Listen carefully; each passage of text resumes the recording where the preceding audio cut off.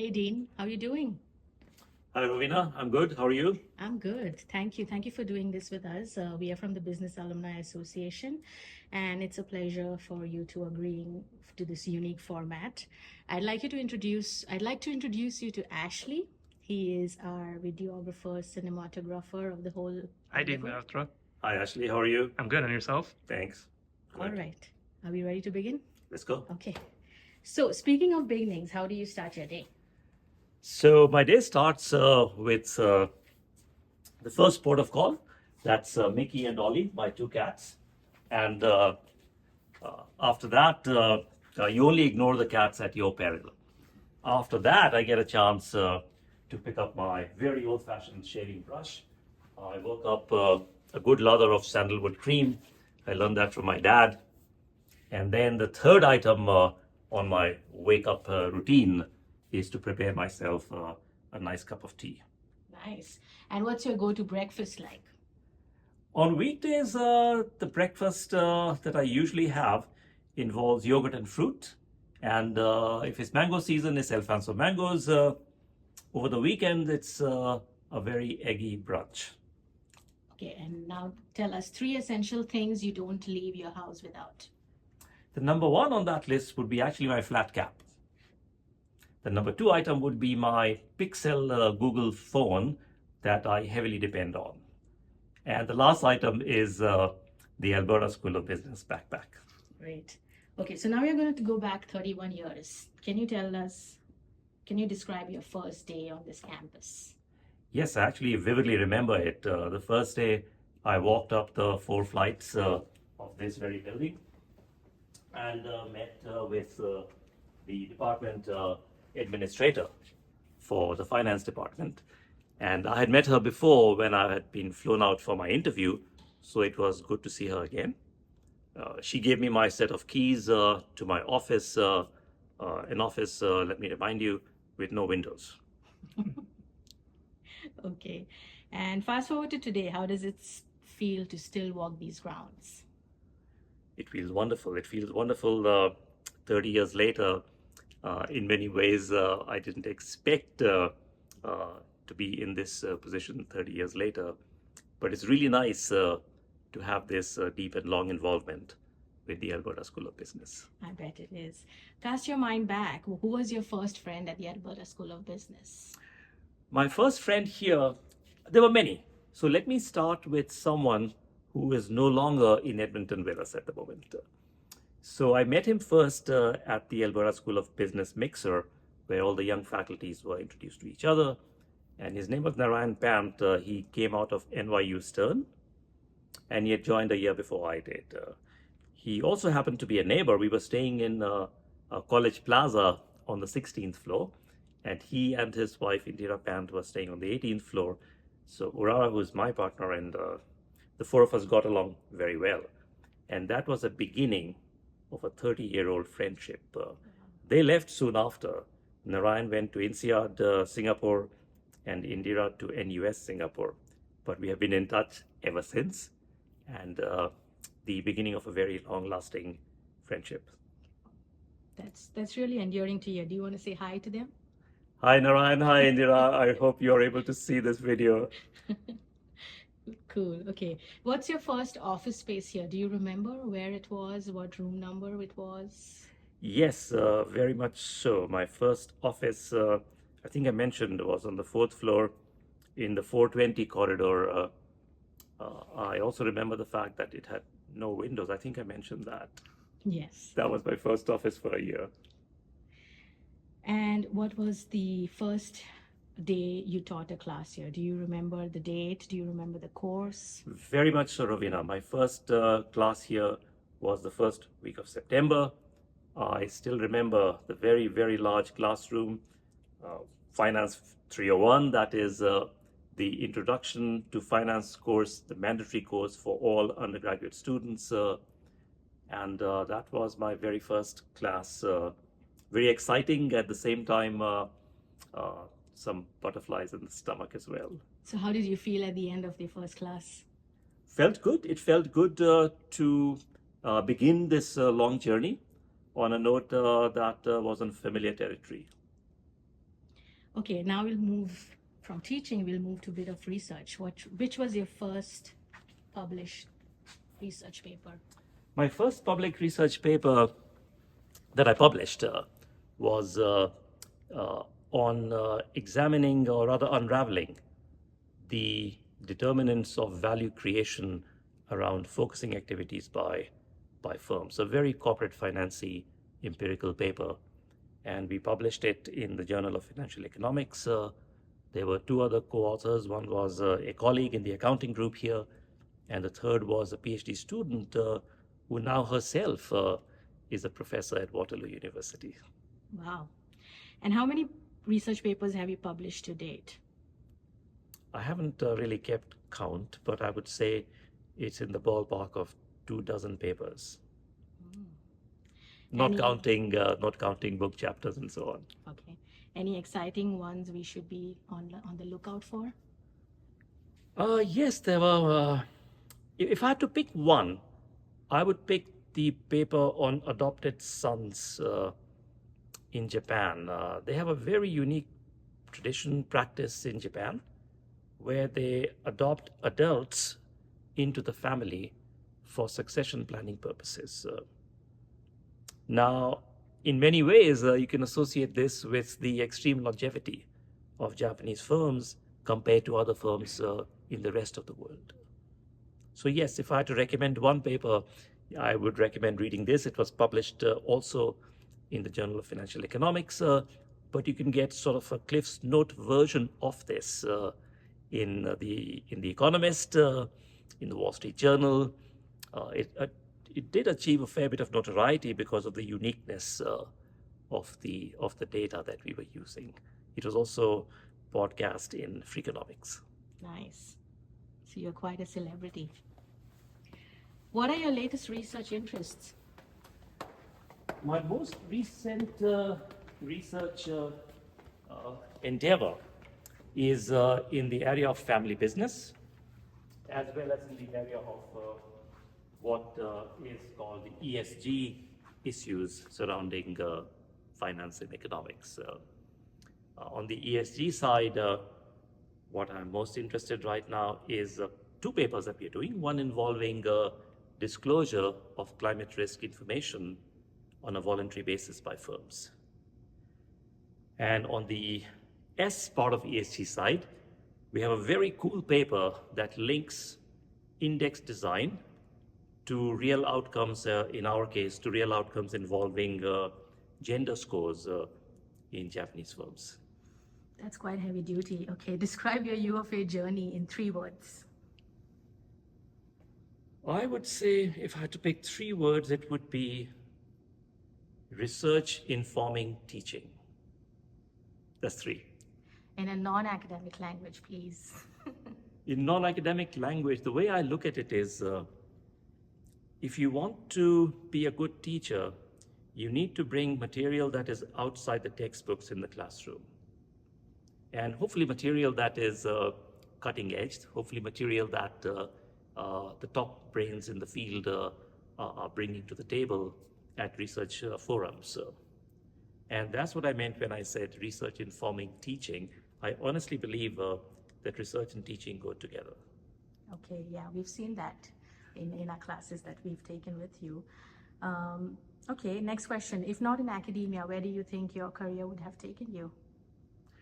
Tough question. This is a tough question because I cannot see myself outside academia.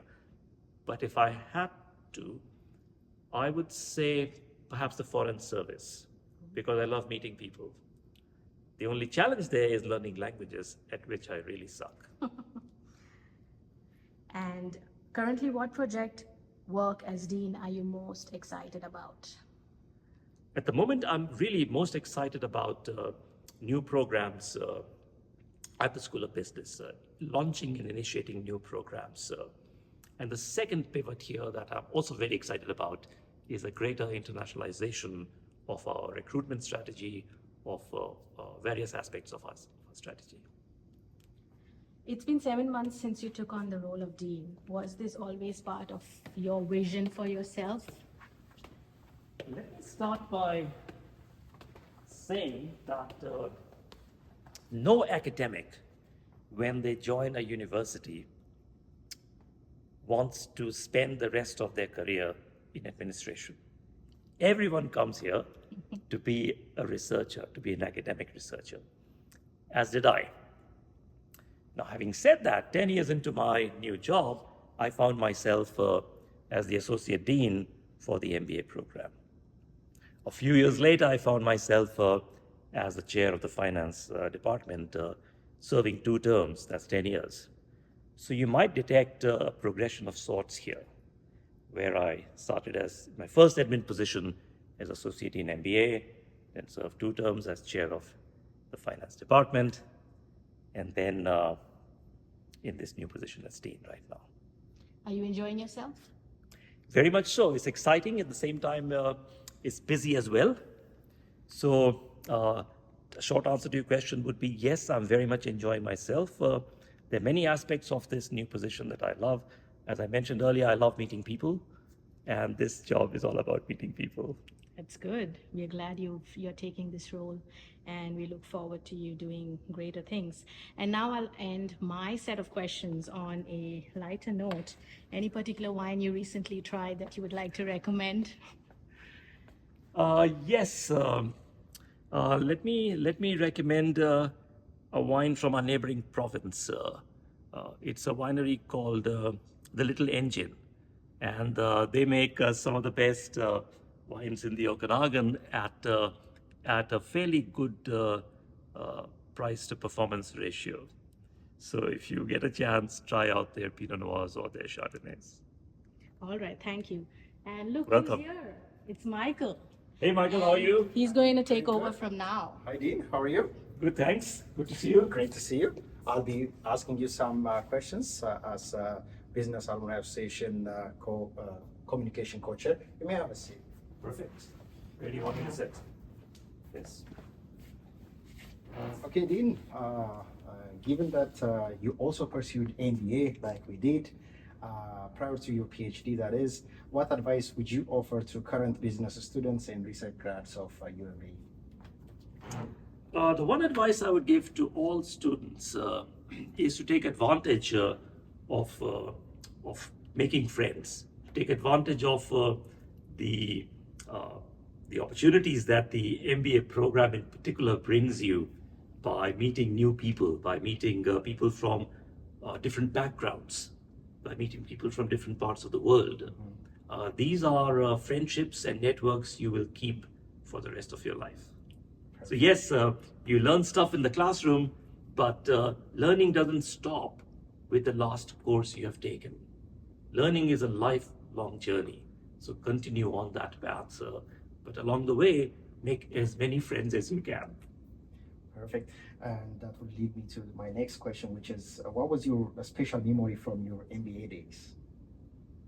Lots of special memory. I did my MBA in a small liberal arts school in Florida, Rollins College, and I still vividly remember the first day I was there.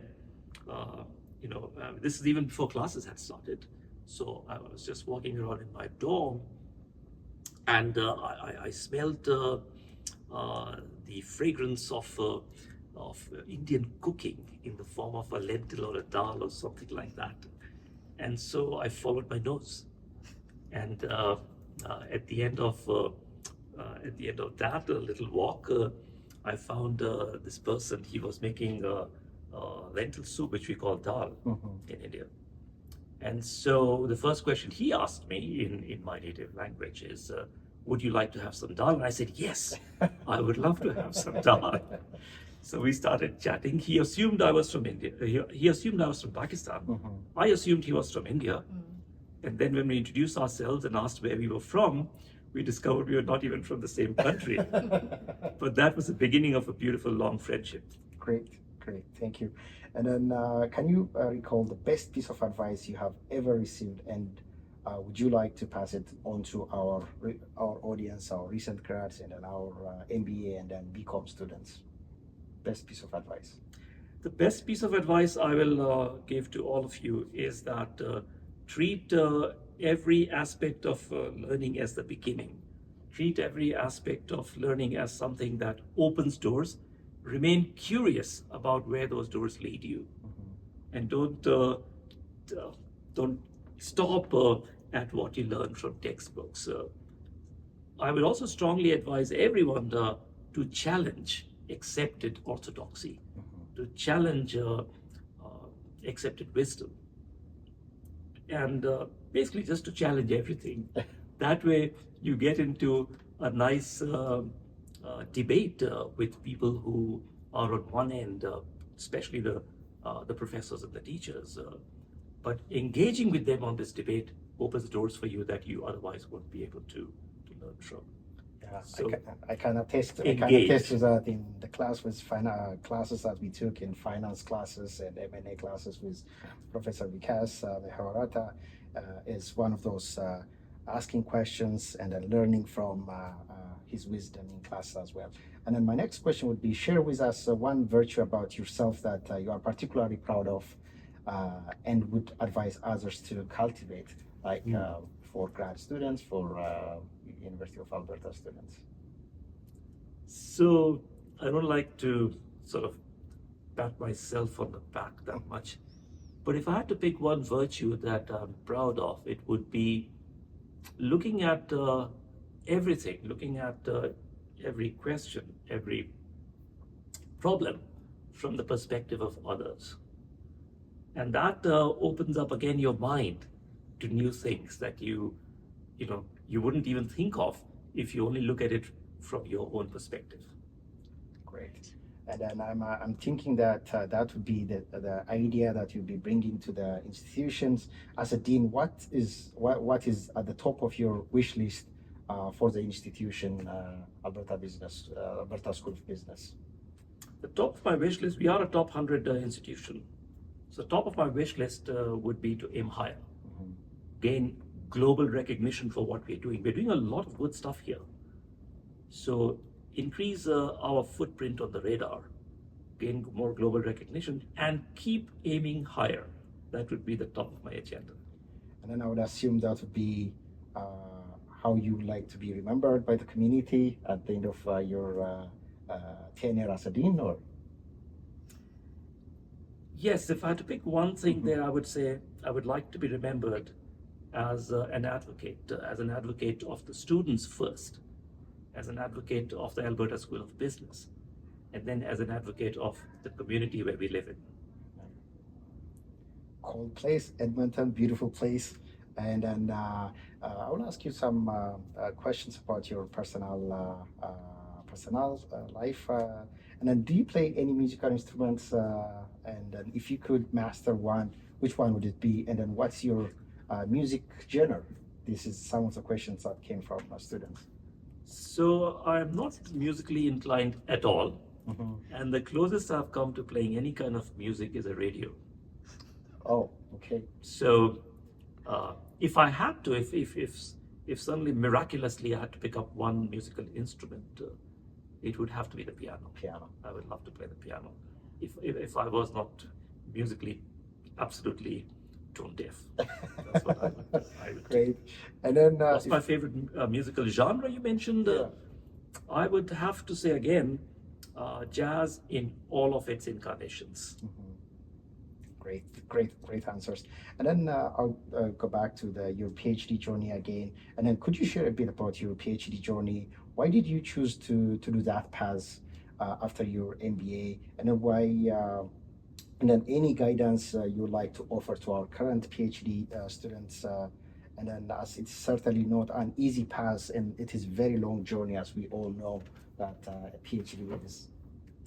Yes. So when exactly did I decide I want to embark on a PhD journey? Obviously didn't begin in my undergraduate days. I did my undergraduate degree in chemical engineering from India. And then I went on to do an MBA. During the MBA, I discovered that I have a particular fondness for all of the finance courses. But they left many unanswered questions in these courses. And I said, I wonder why this is the case. I wonder why that is the case. And I would bug all the professors until one of them said, hey, you really should look into applying for a doctoral program. And that's when it clicked. Maybe I should do that if I want these questions or understand what other people are doing to answer all of these interesting questions. Maybe that's what I should do. And so that's when I applied to a doctorate program in finance. Interesting. And then what was your PhD dissertation about in finance in particular? My PhD dissertation was looking at the connections between the derivative markets and the primary equity markets, what you call microstructure in finance in technical terms. So that was a very empirical piece, and that was my dissertation. We did a lot of very heavy data intensive work in that dissertation. Great. And then while now we are, I know that you like to go to your office while we are walking. I'd like to ask you how, any fond memories from your PhD days when you were doing your PhD during that long journey in finance and with a lot of numbers. How was your PhD journey? So my PhD journey from the time I joined the PhD program at the University of Oregon, I would say the most interesting part of that journey was the people that I met. And these people, you could classify them into two groups of friends you meet professionally and friends you meet socially. And sometimes they're the same, but sometimes they're not the same. And one of them is still with me, my life partner. I met her during those PhD days. So yes, it was a fascinating 5 years at the University of Oregon in Eugene. And those people-to-people connections are what remains with you way after the doctoral studies are completed. And then how was it going from hot, warm weather in Florida to...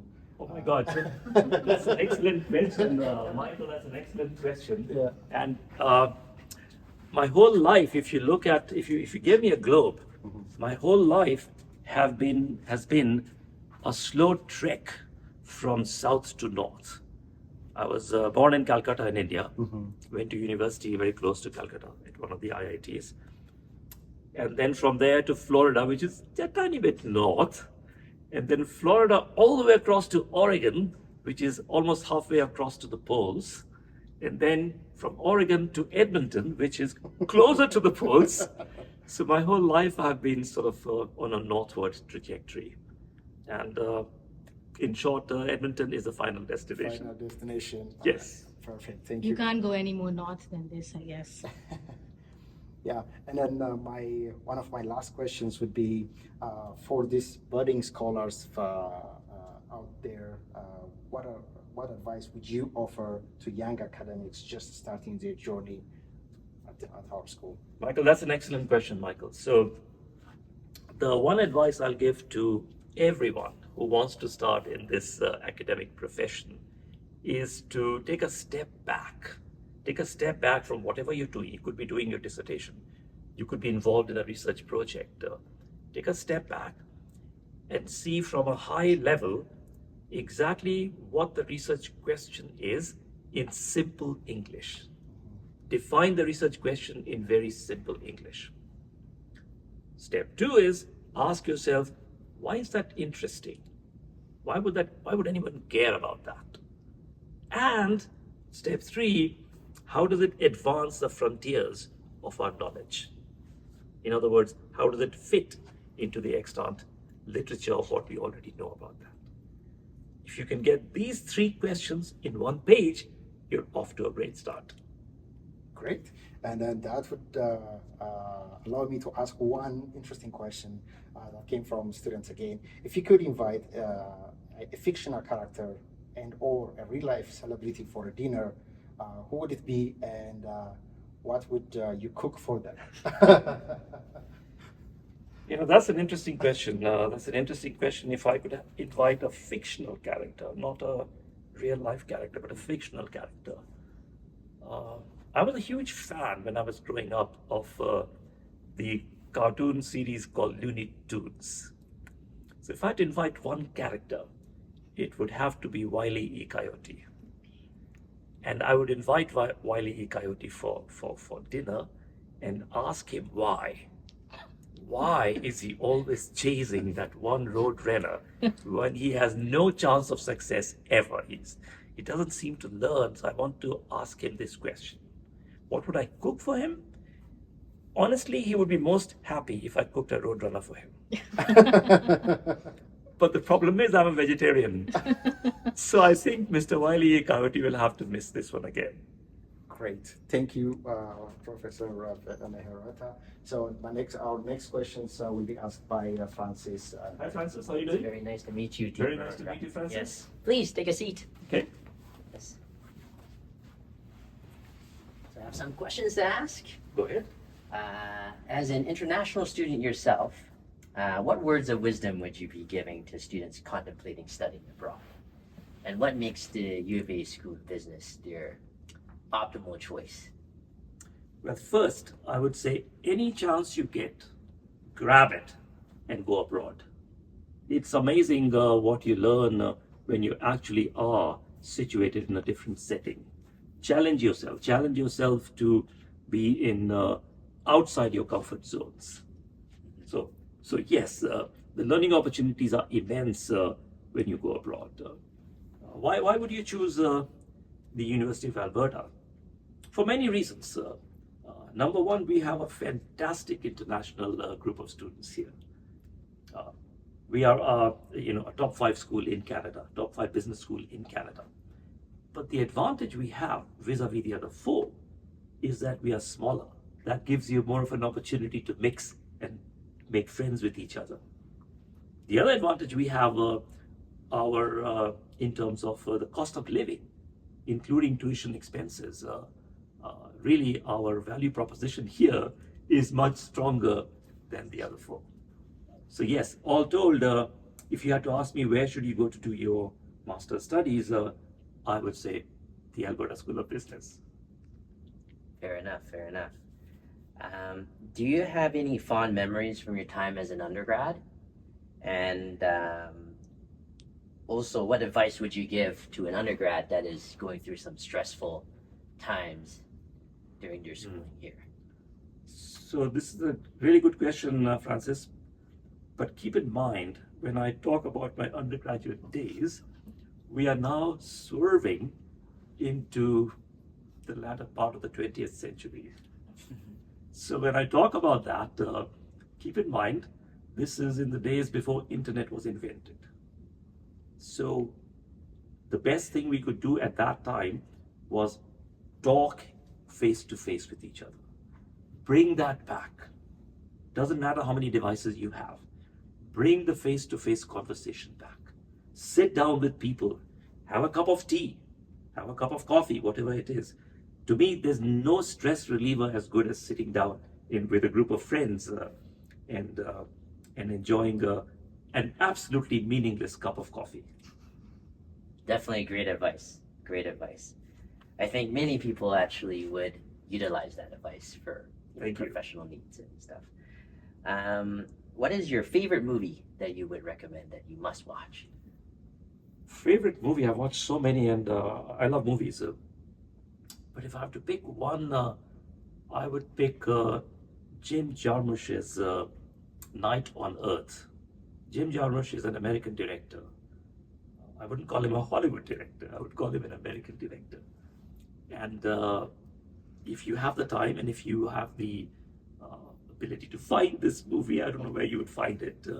Night on Earth is a vignette of 5 taxi rides in 5 cities of the world at the same time. It's a beautiful, heartwarming movie that I strongly recommend all of you watch. That's amazing. I will definitely look it up. And then obviously, if you like Jim Jarmusch and you want to do something in a different region, different language, watch the entire repertoire of Mr. Kurosawa, without exception. Sounds good. Sounds good. Can you recommend any favorite cafe, restaurant, or bar in Edmonton that you frequent? Cafe, one of the more recent ones I've been to is called Happy and Olive. Strongly recommended. They have some very interesting and eclectic dishes, including street food from Bombay or Mumbai, as it's called today. So do go there. It's a very wide selection of items on the menu and a very cool place to visit. Bars, I would say instead of going to a bar, get some food ordered in, invite some friends, and share a bottle of wine. You save a lot of money and you have more fun. Definitely agree. Definitely agree. What are 3 things you like to do in Edmonton, or that you like about Edmonton? 3 things I like about Edmonton.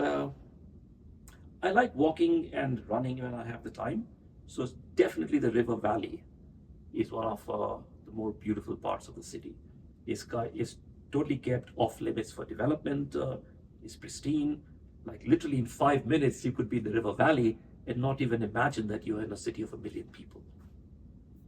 So yes, the river valley would be one. The festivals, our summer festivals are amazing.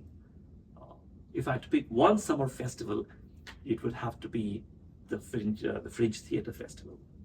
I would include that as part of the charms of living in Edmonton. And then the proximity to the mountains. If you're in Edmonton, whenever you get a chance, check out the neighboring areas, including, for example, Jasper or Banff or anything like that. Edmonton gives you a good point of access to all of these places. Yeah, Edmonton definitely does have much to offer. After a demanding day, what do you do to unwind and de-stress? After a demanding day, what do I do to unwind and de-stress? This might come as a bit of surprise to some of you that to unwind and de-stress, I actually watch physics videos. And then if I need the extra dose of unwinding, I switch it to cat videos. Definitely. Was that surprising to you? Okay. Quite surprising. What's your favorite sport to watch? And if you could be a pro at any sport, which one would you choose?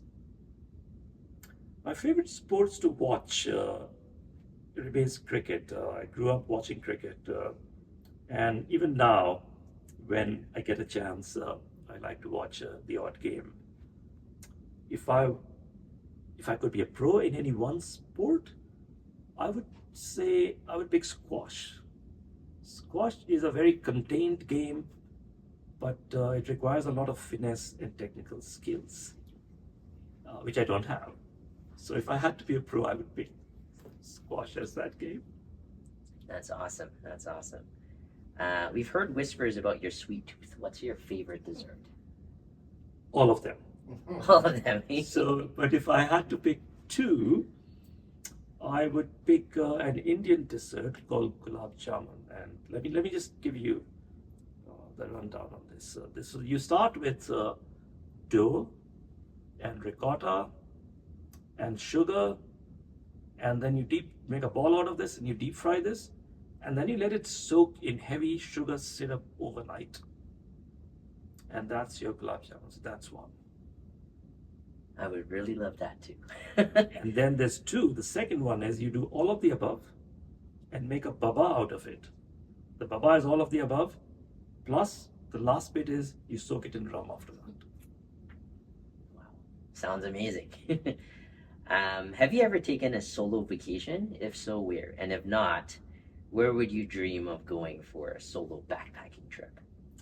I don't really go for solo vacations. Many of my conference trips and now trips as a dean involve business trips. So these are solo trips, at least till I get there. So if I have to go somewhere, I usually like to go with someone. But if I have to pick a solo trip, I would pick something that would be hard to find others to join me. For example, I might love to do a solo trip through the old world wine regions. I would love to do that. Awesome, awesome. Are there any charitable causes you feel particularly passionate about and would like to contribute to? Yes, one of the causes that I feel very passionately about is the Doctors Without Borders. They do a phenomenal amount of good work at areas where they're needed. They actually fly there. So if you're not in a position to join them, do support them financially. They are very deserving of that support. Amazing. What do you hope to achieve at the end of your first 5-year term? At the end of the first 5-year term, the number one priority for us is the success of the programs that we are launching. And these programs are a new master's program in management analytics. And second, a bigger pivot towards internationalization. So at the end of the 5-year term, I would like to see these efforts bear fruit in both of these dimensions. Sounds good. And my last question would be, is there a few words that you could say to your current School of Business team? Absolutely. This is an absolutely amazing team. I am super grateful for their support, for their dedication. And all I can say is I am fortunate to have this team, and I look forward to working with them. Perfect. And now you will move over there. And it's back to us. Now, Ashley gets the opportunity to ask the most important question for which we are here. Yeah, so this is my golden opportunity to ask the most important question. So it seems that all of us really love your advice. So what's a piece of advice that you could give to our future graduates who will be graduating this month or even later in the year? The most important advice I give to future graduates is to stay connected with all of the networks they build while they are here. That's the one takeaway no one can ever take away from you. If you make friends here, these friends are not just your professional friends, they also become your personal friends. And then again, as I said earlier, think of education as a lifelong journey. Think of education as what we do here as the beginning of that lifelong journey. The journey itself is something you should enjoy. Enjoy the entire journey while you're part of it. That's solid advice. Thank you so much, Dean Mehrotra. And one last thing I'm going to add to it, and always help those who are less fortunate than you are. I couldn't agree more. Thank you so much, Dean Mehrotra. Thank you, Ashley. So then you must give a shout out to Ashley because he's the budding, film studies major. He's not a business student, but he's pretty excited to be here with you and do this. Well, Ashley, thank you for doing this today. I'm sure you have a wonderful future ahead of you. Just stay absolutely interested in your passions. Thank you so much, Dean. That means so much to me. Welcome. All right, you are free to go, my friend. Thank you. This has been a pleasure. Yeah.